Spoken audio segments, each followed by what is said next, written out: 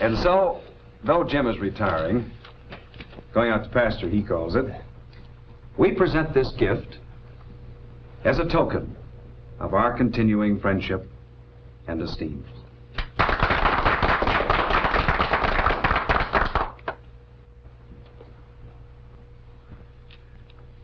Well, fellas, I really can't tell you how much this means to me. But I can tell you that this truly wonderful gift will be a constant reminder of your friendship and the help you've given me. And through the years, I shall always remember the pride I feel this evening in having won your companionship and good opinion. Thank you. Thank you from the bottom of my heart. Old acquaintance be forgot and never brought to mind. Should old acquaintance be forgot in the days of old lang syne. For old lang syne, my dear, for old lang syne, we'll take a cup of I'm so proud. Oh, just wait till the gang sees this. Hey, kids, come on running. Oh, it's just perfectly perfect. And so are you, both of you, Mom and Dad. Well, Sally, you're our big girl now. Mother and I wanted our present to tell you just how proud we are of you. Sally, what is it? Look, Mrs. Brown. Oh, my God. Oh, yes, it's beautiful.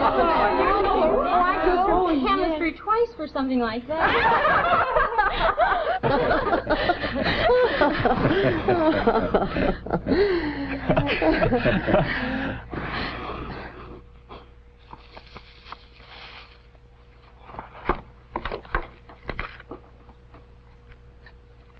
Oh, gee.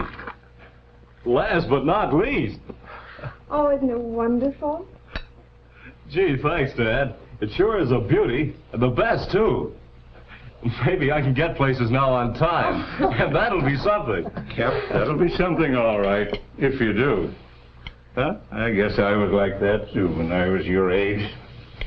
You know, my father was a stickler for being on time. He preached and preached on the value of time, the importance of it, how much it meant to others, as well as yourself. Like a lot of young fellows that sort of went in one ear and out the other then. But as I grew older, I learned how right your grandfather was. He always felt that promptness and consideration for the time of others was a mark of character and integrity. This fine watch, my 21st birthday present, has always reminded me of that, and it is one of my most precious possessions, as I hope yours will be to you. Yes, for hundreds of years, a fine watch has been one of man's most highly prized possessions. Its possession always has been a mark of distinction, its performance and beauty a source of pride. When the first watches were made, they were so ornate and expensive that only monarchs and the wealthy could own them. Despite the fact that they often varied as much as an hour a day, they were the mark of distinction, the badge of wealth. Today, that mark of distinction still remains, but modern American production methods have made it possible for people everywhere to own a fine watch. Less ornate, perhaps, for times have changed, but certainly more accurate. But which watch? That is the question. There are many conflicting claims, many aspirants to the throne of leadership in the watchmaking industry. What makes a fine watch fine? There are many things. First, the name and reputation of the company, and that is important, because a good name and respect can only be gained by quality of product. A quality of product built up by years and years of fine watchmaking experience. But before you can even begin to make a really fine watch, it takes people, many people of long experience, people with ideals and ambition and pride in their craftsmanship, together with vast facilities built up through years of patient development. many buildings, special tools, and much equipment, many laboratories for never-ending research to maintain the spirit of pioneering, of leadership in research. It takes a record of performance, too, through time itself, time, the test of any product, during which a product survives, grows, and becomes a byword for satisfactory performance through long years of service. And it takes the preference of people who buy and sell quality products, fine watches which are fine all the way through. So let's go into a fine watch factory and see what it takes to make a fine watch, and why everyone can't do it. We'll begin with people. People chosen carefully on the basis of rigid tests, job selection and classification for exactly the right skills and temperament. People who, before they learn the trade, must first show that they can learn the knacks, the nimble-fingered dexterity to make them successful in their jobs. It takes almost a year to make a really fine watch, but it takes years to make a watchmaker, even under friendly supervision and the help of more experienced fellow workers. Because of these high standards, watchmaking is a career into which sons follow their fathers, adding their youthful spirit to the accumulated experiences of the years. And here, a career is more than just a job. Nearly half of the employees in this fine watch factory have been with the company for 5, 10, 15, 20, or more years, and some certain few of these, with the company more than 50 years, go back in memory and experience to the first Hamilton watch ever sold. This watch, built more than 54 years ago, can still pass rigid time inspection tests for railroad service. Such accuracy and dependability are products of the incredible skills found in this magic land of Lilliput, where little things make a vitally big difference. Yes, to make a fine watch fine takes fine people, and it takes the most modern facilities for designing and making the tools and equipment to manufacture fine watches as well. Here are machines making machines, delicate machines making still more delicate and precise machines, which are in turn used to make almost unbelievably small parts. Unbelievably small parts? Have you ever had a speck of dust in your eye? Some of the actual watch parts are no larger than a speck of dust. This speck is a watch screw actual size. And alongside is a model of the screw, enlarged 100 diameters. And there's enough metal in the enlarged model to make 1 million actual screws of this type. Modern facilities, miracles in miniature. On this machine, watch screws are made complete with exquisite precision. Yet they are almost invisible to the naked eye. Here in this small pillbox are 300,000 tiny screws, a full year's output of one of these amazing machines. So in a world of fascinating smallness, highly skilled people work with fine machines to a superfine degree of accuracy in every step in manufacturing, like making extremely small axles called balance staffs, with tolerances from the absolute point of accuracy to only 1/10,000th of an inch. In all operations, such as the manufacture of a balance wheel, that tiny, constantly moving wheel, accuracy is almost a religion. And through the skill, the patience of the watchmaker's craft, bits of metal are transformed into minute watch parts of technical perfection. These craftsmen have drilled holes so small through pieces of metal that they cannot be seen by the naked eye until light is placed behind them.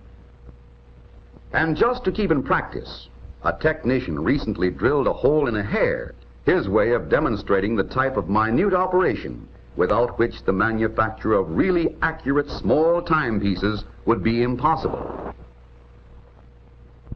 People, machines, and metals. There's accuracy in metals, too. Take, for example, the hairspring of America's fine watch.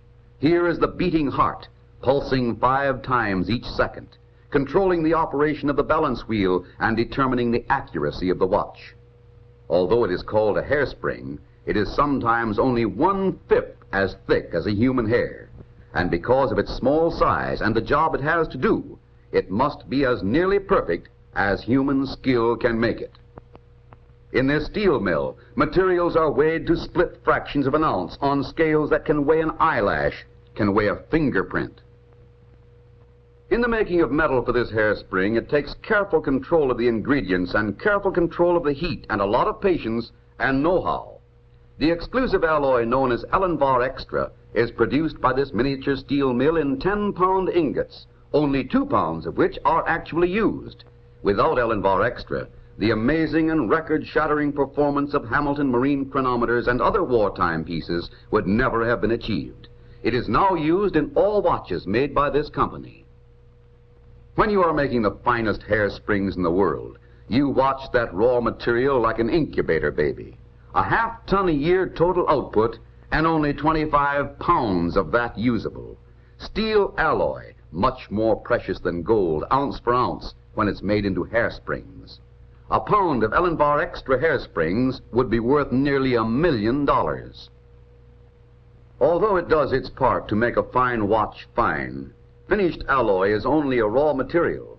Before it can be used, it must be fabricated, shaped to its purpose. So the ingot is forged into a rod. The rod is turned and swedged, beaten and stretched, and then processed and extended to 60,000 times its original length. From a 20-inch rod, 20 miles of mirror-finished ribbon, finer than a hair, produced from start to finish under exacting laboratory conditions for quality control. But there's still more to it than that.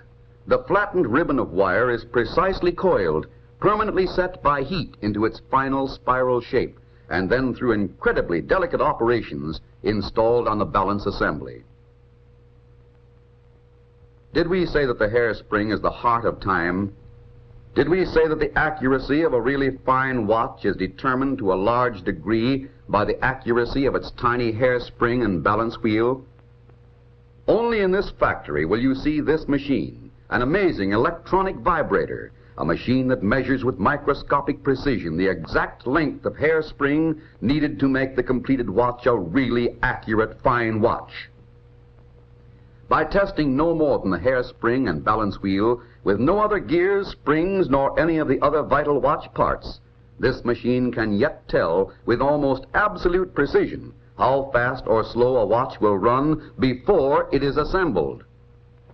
In 1769, when James Watt patented his first steam engine, he was proud of his manufacturing accuracy, as demonstrated by the fact that certain parts of the engine were machined to tolerances of 1/10 of an inch. Today, parts that go into a really fine watch are made to tolerances as small as 1/10,000th of an inch, some even to 1/100,000th of an inch, and instruments are used that can measure 1/1,000,000th of an inch. To make fine American watches, special precision measuring instruments, gauges, and tests had to be developed. Measurement and remeasurement, inspection and reinspection, check and double check. Fine watchmaking is the ritual of accuracy and the worship of precision. Of the 2,000 operations which go into the making of a fine watch, nearly half are inspections, and 20% of these are double inspections, or inspectors inspecting inspectors. A speck of dust and 40 pounds of bread dough. What has this to do with watchmaking? A great deal, it seems, when you realize that every morning this amount of bread dough is mixed and used throughout the factory to remove specks of dust, chips and filings from small parts which have just been machined. Bread? Then how about honey to go with it? Ordinary honey is used to hold tiny jewels together during the manufacturing operation. Jewels, those tiny bits of extremely hard and precious stone, rubies and sapphires synthetically produced, which serve as bearings for moving parts. These bearings are so frictionless, movement so effortless, that a fine watch could be kept running for 4,000 years on the power used in lighting a 25-watt light bulb for 1 hour. To reduce friction in the vital parts, all fine watches have 17 or more jewels.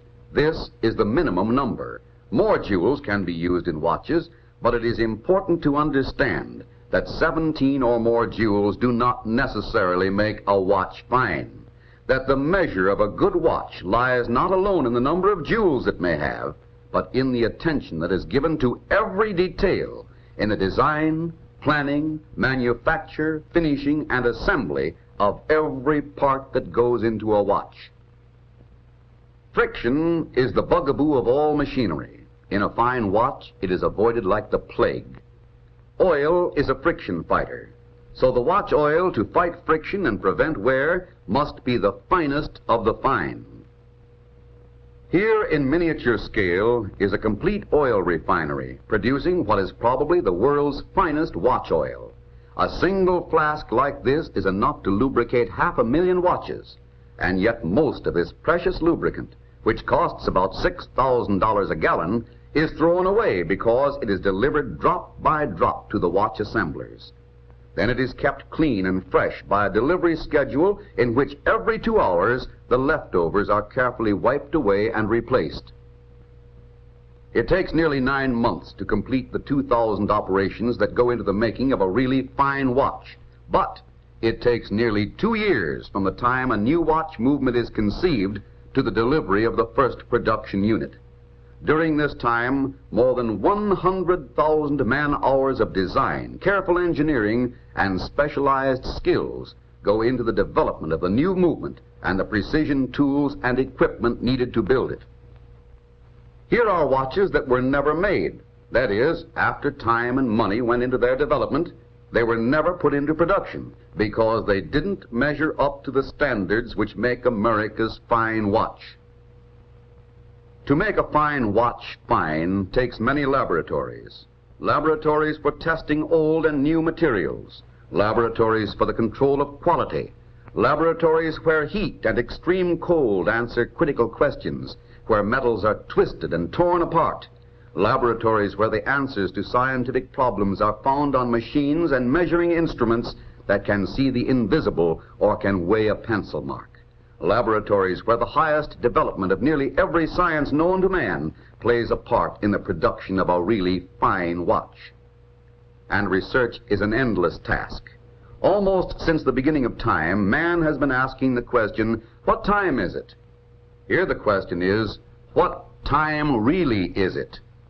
Imagine building a timepiece so accurate, so faithful in its measurement of time that nowhere in the world was there a machine precise enough to check its error.